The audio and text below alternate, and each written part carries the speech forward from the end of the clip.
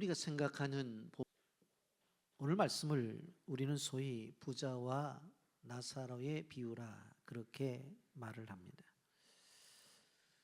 그런데 이 말씀의 내용 속에 보게 되어지면 단순한 부자와 나사로로 사는 삶으로 그 모습을 이야기한 것뿐만 아니라 사람이 죽으면 그 영혼이 어떤 상태로 들어가는지에 대해서 보여주고 있습니다.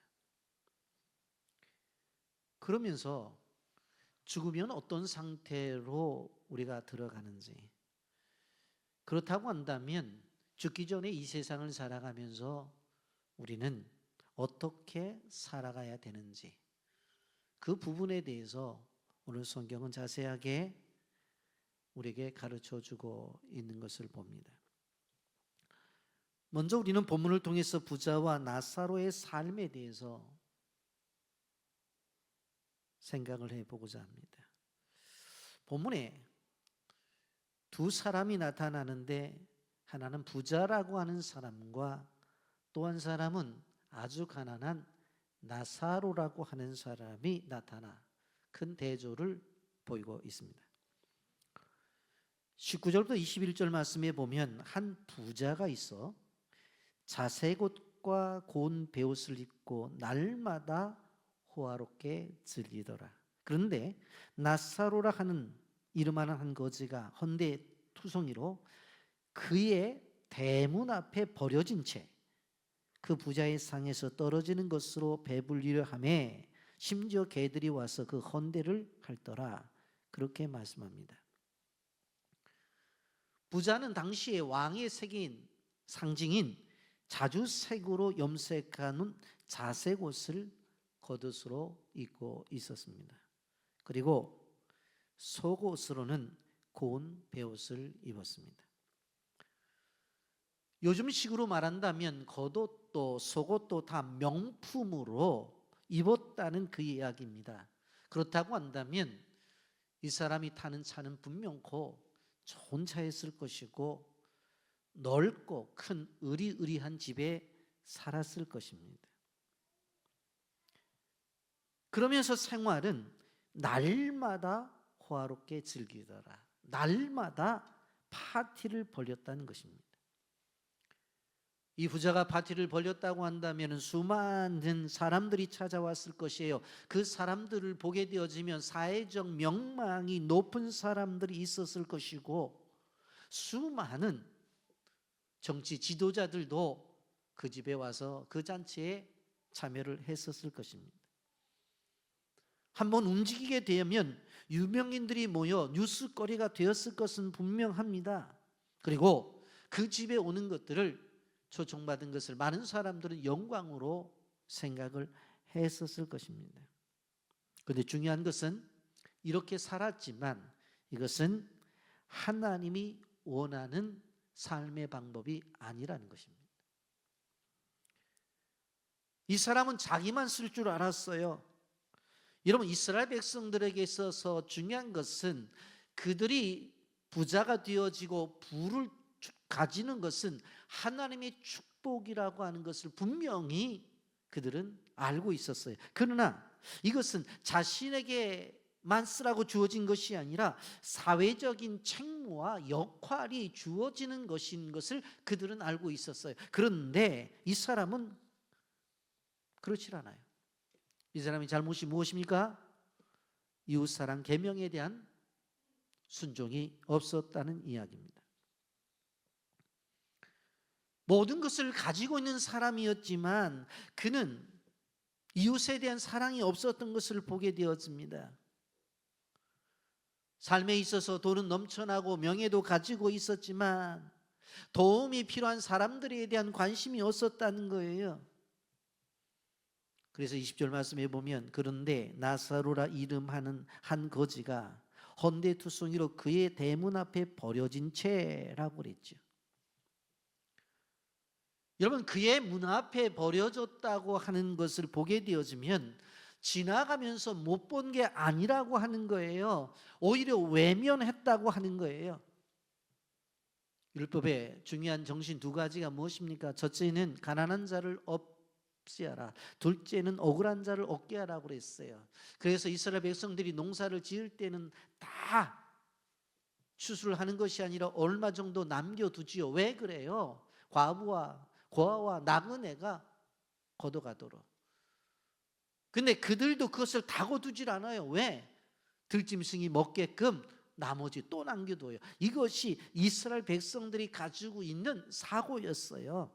그런데 이 부잣집 앞에 한 사람이 버려진 채 있다고요. 버려진 채. 그런데 관심이 없어요. 못 봤다고요?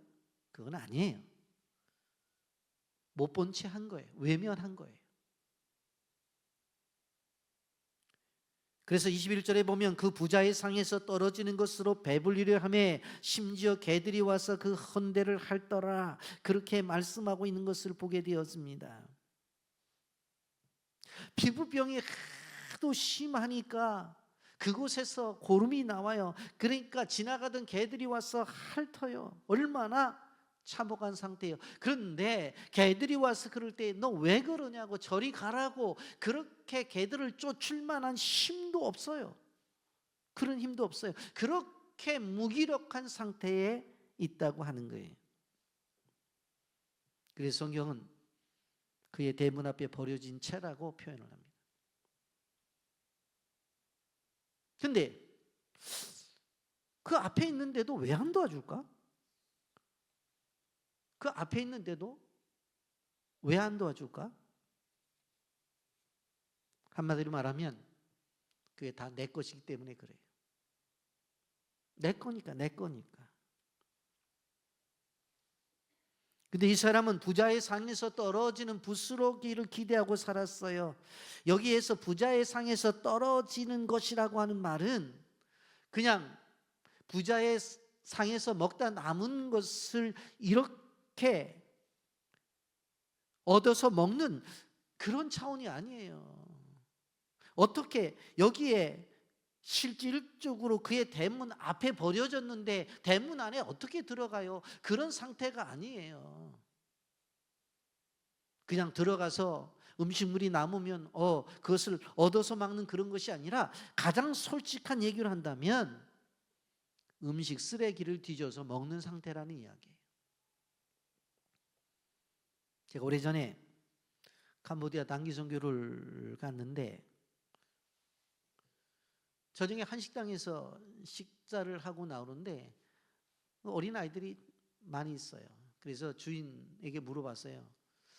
사장님, 밤도 늦었는데 애들이 왜 집에 안 가고 저러고 있냐고 그랬더니, 목사님, 한국 분들은 국내에 있거나 해외에 오거나 그냥 음식 먹다가 좀 배부르면 남겨요. 그리고 맛없는 건 놔둬요. 처음에는 그것을 큰 통에다 다 부었는데 그걸 다 뒤져서 가져가더라는 거예요. 그래서 그 다음부터는 밥 남은 것은 밥 통에, 그리고 고기 남은 것은 고기, 이렇게 분류를 해서 가져가는 건데 그것도 싸움을 하고 있다. 저는 어렸을 때 용산에 살았는데 여러분, 전설적인 이야기지만 꿀꿀이 죽이라는 것을 저는 먹는 걸 보았고 저도 맛을 보았어요. 미군 부대에서 나오는 그 돼지를 먹이려고 한강변에 그 리어카가 가면은 가난한 사람들이 있어서 그 한 동씩 하고, 나중에 생각해 보니까 음식이 신 것이 아니라 그것이 뭐였냐면은 케찹이었어요. 신 거 이런 것들을 내놨다고. 그러면서 사람들이 그것을 깡통에다가 해서 실질적으로 끓여서 먹는 것들을 저는 보고 그것을 맛보면서 저는 어린 시대를 지났기 때문에 이 상황을 알아요. 어떤 건지.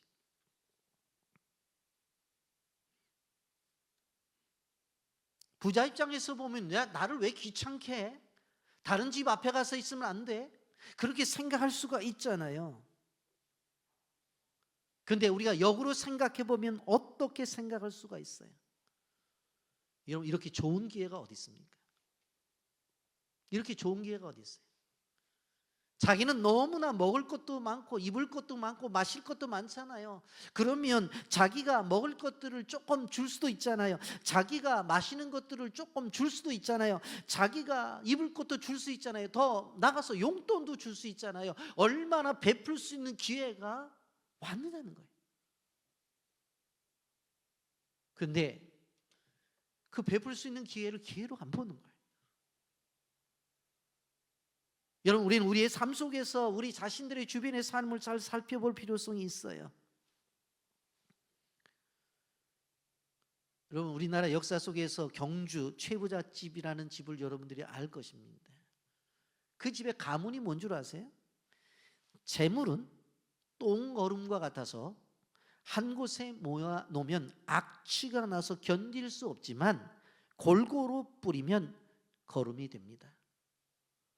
그래서 그 사람은 그렇게 큰 부자였는데 끊임없이 어떻게 그걸 나눠줬어요.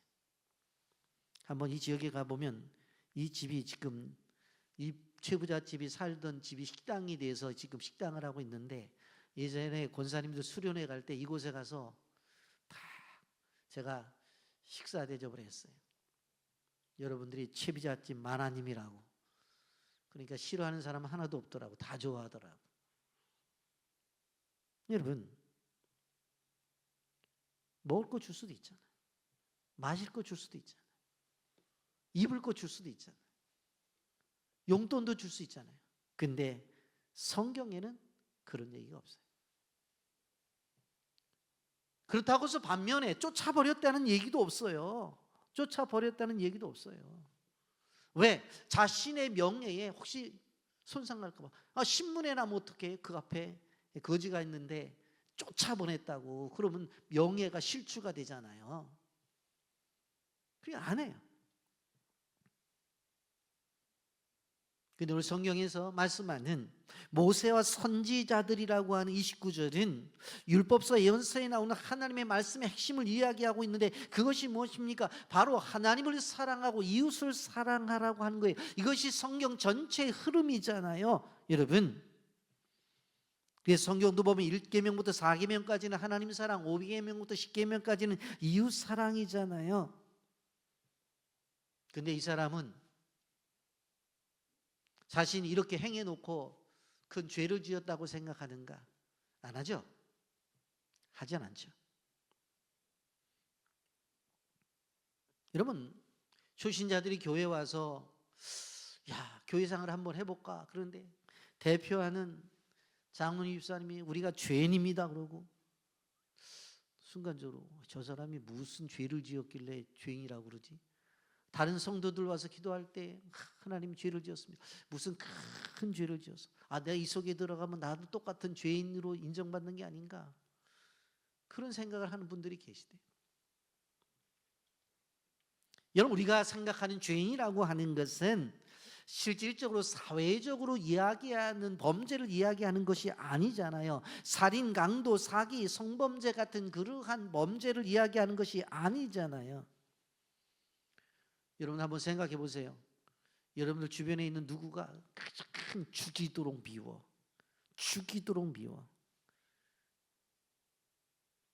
그래서 마음속으로 죽였어. 내 마음속에 너는 없다 하고 죽여버렸어. 그렇다고 경찰이 와가지고 잡아갑니까? 잡아가진 않죠. 그런데 성경은 그러한 것들도 동일한 죄예요. 마태복음 5장 22절, 나는 너에게 이르노니 형제에게 노하는 자마다 심판을 받게 되고 형제를 대하여 라가라는 자는 공회에 잡혀가게 되고 미련한 놈이라 하는 자는 지옥불에 들어가게 되리라 그랬어요. 여러분, 세상의 나라는 하지 말라는 것을 하면 죄예요. 아시겠어요? 하지 말라는 거 하면 죄잖아요. 살인, 강도, 강간, 사기, 성범죄 하다못해 건널목에서 빨간불이면 가지 말라고 그러는데 건너면 죄가 되는 거예요. 벌금을 무는 거예요. 예? 학교 앞에 30km 달리라면 30km 달려야 되는 거지. 내 차가 좋은 차라고 달렸다간 벌금 날라오잖아요.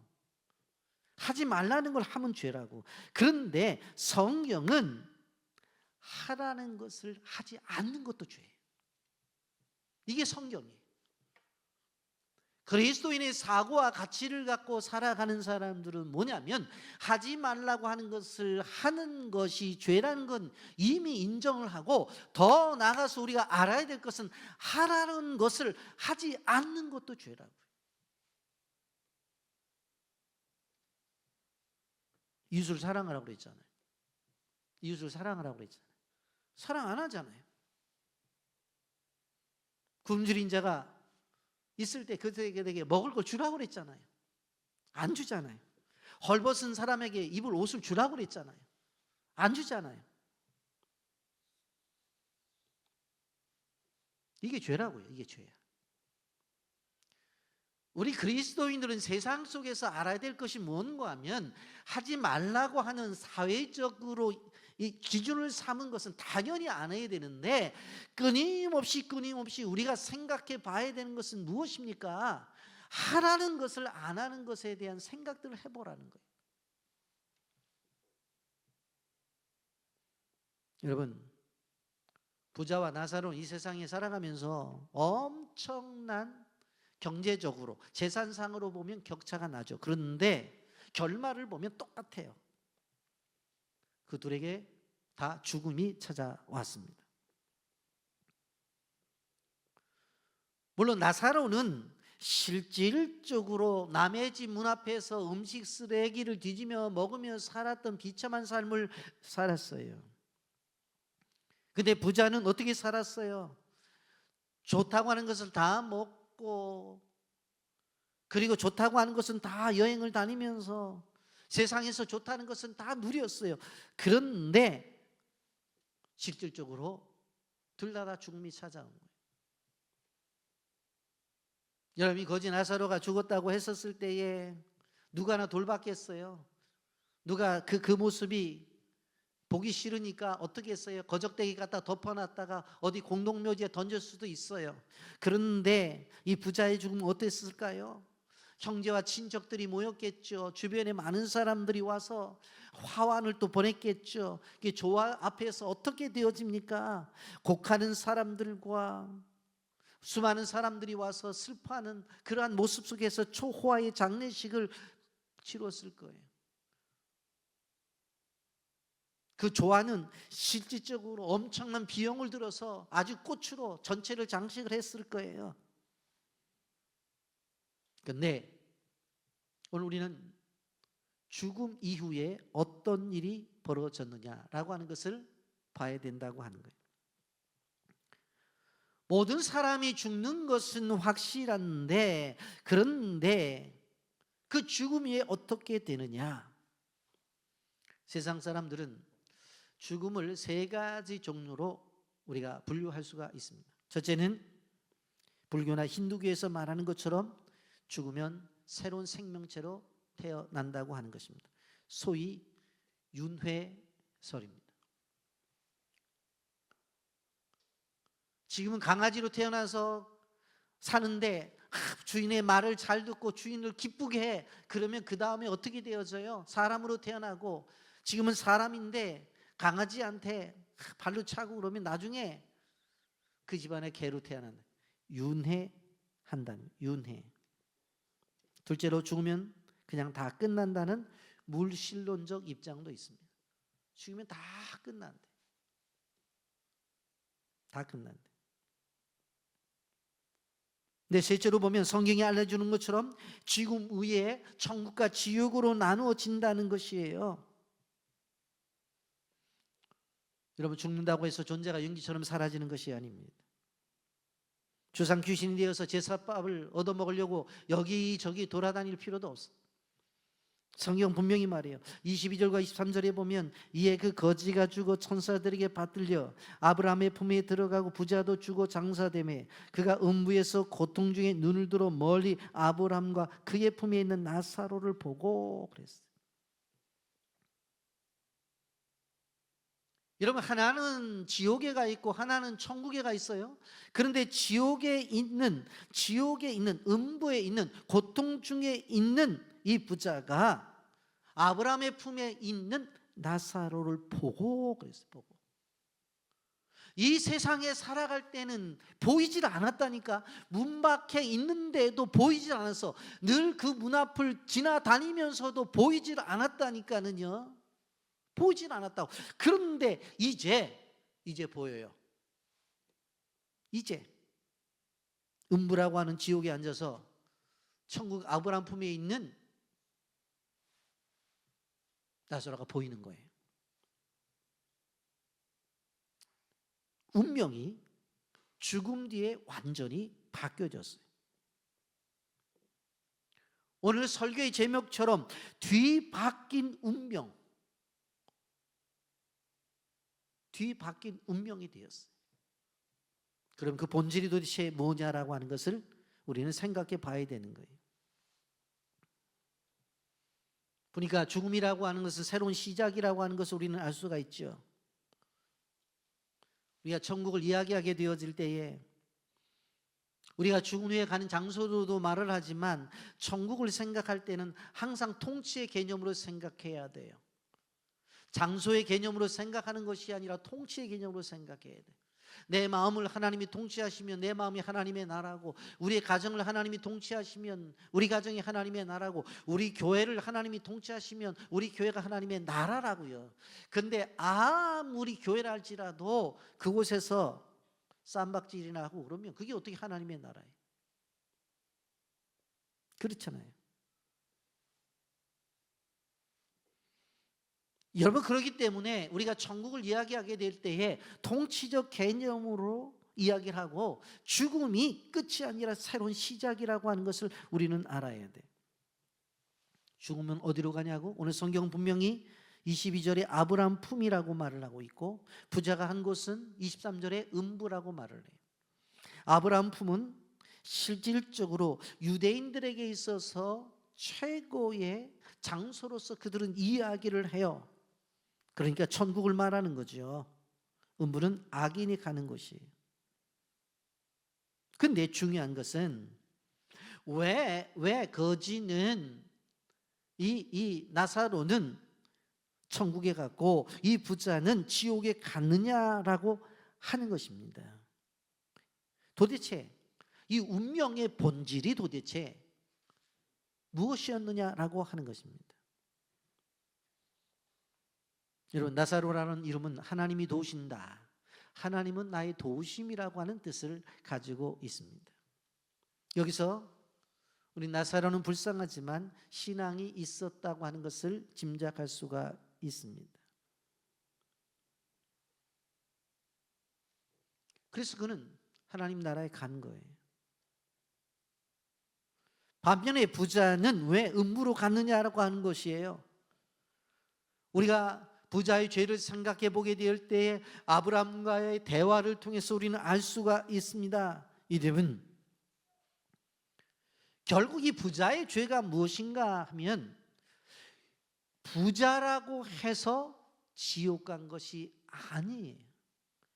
여러분, 저는 가끔 말씀드리잖아요. 여러분들 부자 되시라고, 잘 사시라고. 좀 아멘 좀 하세요. 부자 되시라니까, 잘 사시라니까. 근데 그것을 가지고 어떻게 사용하느냐가 중요하다는 거예요. 본문에 나타난 부자는 그 마음속에 아버지의 마음이 없었어요. 그가 자랑하는 것은 바로 늘 돈이었어요. 그가 믿고 있었던 것도 돈이었어요. 그가 소망하는 것도 돈이었어요. 그러니까 삶 속에서 끊임없이 돈 하며 살아간 사람이었던 거예요. 그게 잘못됐다는 거예요.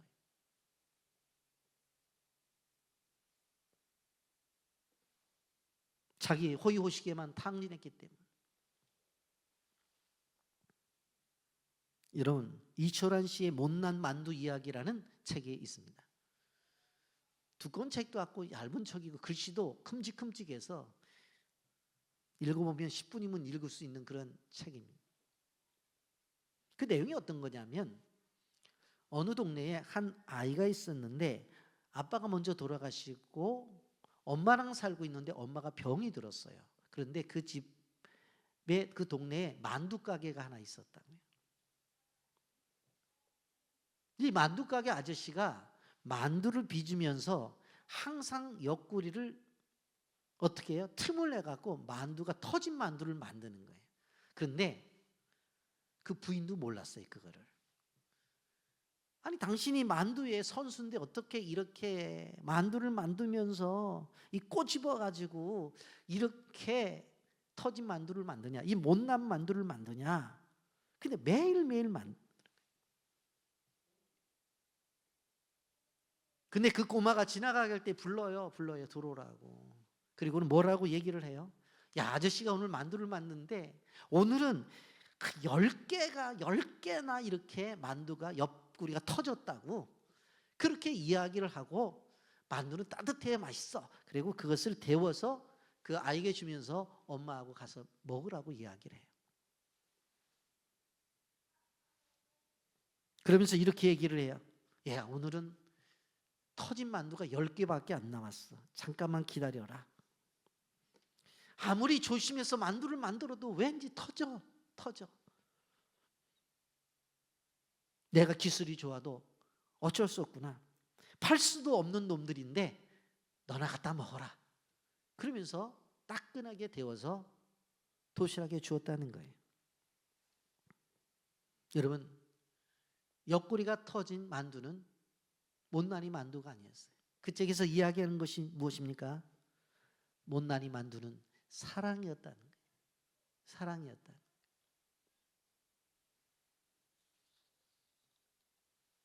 여러분, 그런데 오늘 본문의 부자를 보세요. 이웃을 섬기기는커녕 자기밖에 몰라요. 자기만을 섬겨요. 문 앞에 있는 구걸하고 있는 거지는 베어지지도 않는 거예요. 이 사람이 문제가 뭔지 아세요? 실질적으로 지옥에 있을 때에 아브라함 품속에 있는 나사로를 보면서 뭐라고 말해요? 아버지 아브라함이요, 이렇게 부르고 있거든요. 그러니까 이 사람이 어떻게 보면 실질적으로 복음을 못 들었다, 전도를 받지 않았다, 그렇게 말할 수가 없는 사람이에요.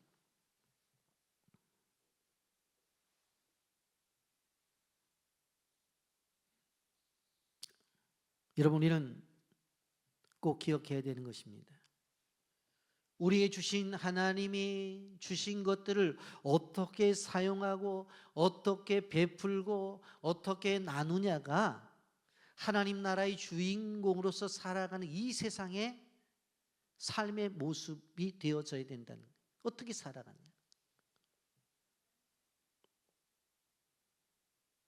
그러면서 여기 본문에 보면 24절부터 31절까지는 부자의 5 형제에 대한 이야기가 나옵니다.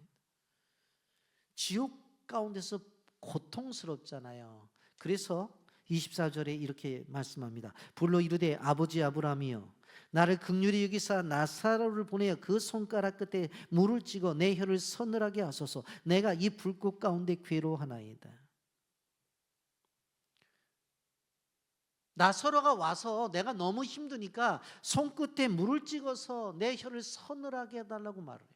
아니, 자기는 이 땅에 있을 때에 굶주린 나사로를 향해서 밥 한 그릇 주지도 않고 물 한 컵 주지도 않고 이제 와서 뭐라고 말해요? 혀를 서늘게 해달라는 거예요.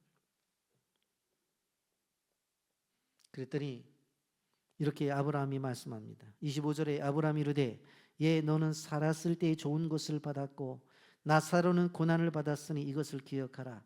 이제 그는 여기서 위로를 받고 너는 괴로움을 받느니라. 너는 살았을 때 어떻게 행동했어? 어떻게 행동했어? 그것을 묻고 있는 겁니다. 부자는 살았을 때 좋은 것을 받았습니다. 불쌍한 이웃을 외면했습니다. 그러나 나사로는 힘들게 어렵게 살았지만 하나님을 바라보고 하나님을 신뢰하고 살았어요. 사람이 죽으면 그 인생을 하나님 앞에서 심판받는다고 되어져 있습니다. 히브리서 9장 27절에 보면 한 번 죽는 것은 사람에게 정해진 것이요 그 후에는 심판이 있으리니 라고 말씀하고 있어요. 여러분, 우리가 예수 그리스도를 영접했다고 한다면은 이제 우리는 걱정할 필요가 없어요. 우리는 하나님 나라 갈 거예요. 믿지 않는 사람들은 지옥 갈 거고 믿은 사람들은 천국 갈 거예요. 그런데 우리가 믿는 사람으로서 이 땅에서의 모습을 왜 성경 이야기하고 있어요? 이 땅에서 어떻게 행했느냐에 따라서 하늘의 상급이 있기 때문에 그렇습니다. 상급. 그러면서 26절에 보세요. 그뿐 아니라 너희와 우리 사이에 큰 구렁텅이가 놓여 있어 여기서 너희에게 건너가고자 하되 갈 수 없고 거기서 우리에게 건너올 수도 없게 하였느니라. 한마디로 말하면 천국과 지옥이라고 하는 것은 왕래할 수도 없는 큰 구렁텅이가 있다고 이야기를 해요. 남들에게 베풀고 나누는 것도 살아 있을 때 하는 것이지 죽어서는 못한다는 이야기예요. 그걸 이야기하는 거예요. 살아 있을 때 어려움도 돕는 거고 살아 있을 때에 다른 사람에게 베푸는 거지 죽어서는 못한다는 이야기예요. 여러분, 로마 가톨릭 교리에서는 연옥이라고 하는 것을 말합니다. 그래서 이 세상에 살아갈 때 잘해서 천당 가면 좋은데 천당 갈 만한 기준이 안 돼. 그러면 중간 지점인 연옥이라는 것을 두어가지고 그 자녀들이 잘해서 교회가 허락하면 그 사람이 천당도 가고 그 사람이 끝까지 잘못하면 지옥 간다는 거예요. 그래서 어린 아이들이 가는 이 연옥을 유아림보라고 하는데 걔네들이 무슨 죄를 지었냐고. 그래서 그 아이들이 일찍 죽으면 부모들이 잘하면 천당 간다고 그런 이야기를 해요. 그런데 성경을 보면 죽음 이후에는 바뀌지를 않아요. 죽음은 그거로 끝나요. 천당이냐 지옥이냐. 27절 28절에 보면 이르되 그러면 아버지여 구하노니 나사로를 내 아버지의 집에서 보내소서. 내 형제 다섯이 있으니 그들에게 증언하게 하여 그들로 이 고통을 받는 곳에 오지 않게 하소서. 그렇게 얘기를 해요. 나사로에게 물을 찍어서 내 혀를 서늘케 해달라고 하는 것에 거절을 당하니까 뭐라고 얘기를 해요? 자기 집에 형제 다섯이 있는데 이 고통스러운 곳에 오지 않게 좀 해달라고 그렇게 이야기를 해요. 그런데 나는 갈 수가 없으니까 나사로를 보내달라고 그렇게 이야기를 하는 거예요. 그랬더니 이 9절 30절에서 이렇게 말합니다. 아브라함이 이르되 그들에게 모세와 선지자들이 있으니 그들에게 들을지니라. 이르되 그렇지 아니이다. 아버지 아브라함이여 만일 죽은 자에게서 그들에게 가는 자가 있으면 회개하리다. 야, 거기에 말씀을 전하는 모세와 선지자, 말씀을 전하는 목사님도 계시고 권사님도 계시고 장로님도 계시고 집사님도 계시고 이때니까. 그랬더니 뭐라고 말해?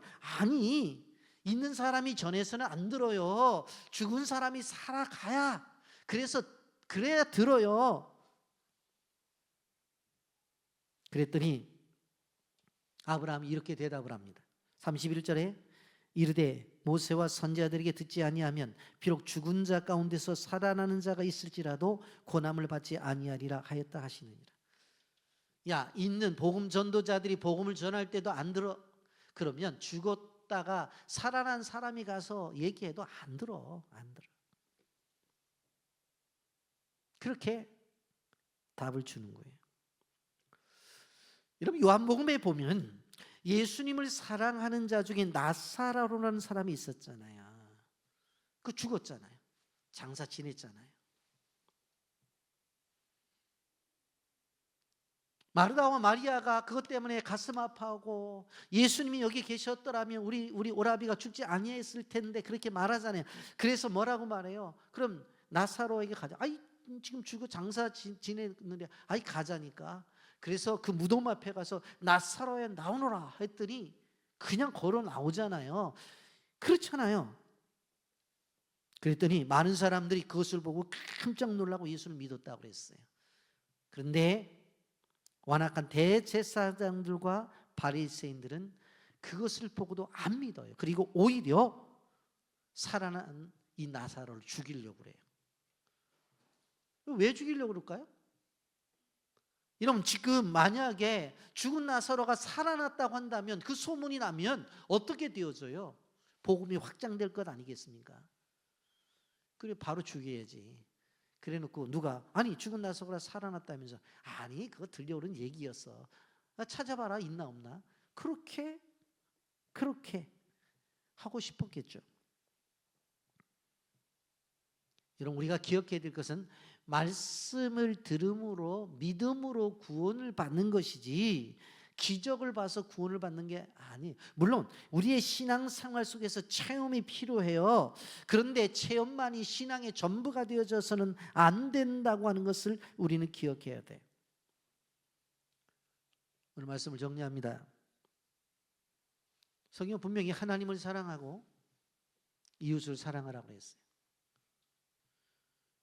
여러분, 하나님께서 요구하신 하나님을 사랑하라고 하는 하나님과 나와의 관계 속에서 이루어지는 이 사랑만, 난 이것만 온전하면 돼, 이웃에 대한 관심이 없어 라고 그것만 주장하다가 보게 되어지면 어떻게 되어진 줄 아세요?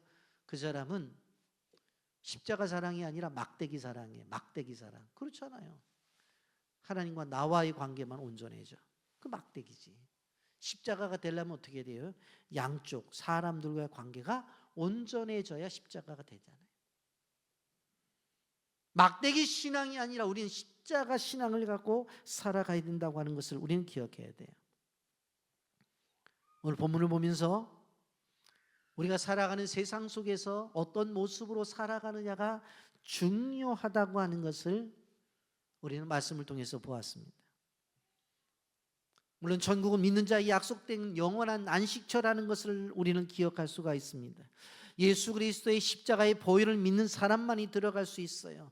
왜냐하면 예수님께서 나를 위해 십자가에 죽으셨기 때문에 그 보혈을 믿는 자만이 영생을 얻는 것 분명해요. 그렇다고 한다면 이 복음을 가지고 있는 사람들이 이 땅 위에서 어떻게 살아가야 될 것인가에 대해서 오늘 성경이 말하고 있는 것을 우리는 봐야 돼요.